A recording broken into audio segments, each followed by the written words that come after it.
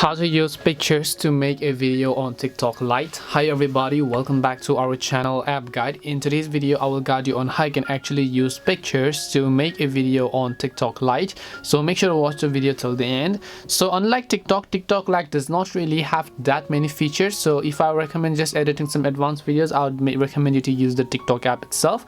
If you do want to use TikTok Lite though, just go ahead and open it first of all, then just tap the plus icon from the bottom, allow all the access, tap on the upload button over here, then just choose the photos that you would basically like to upload over here, and then just click on next. Automatically it is going to actually create a slideshow of your photos just like this, as you can see.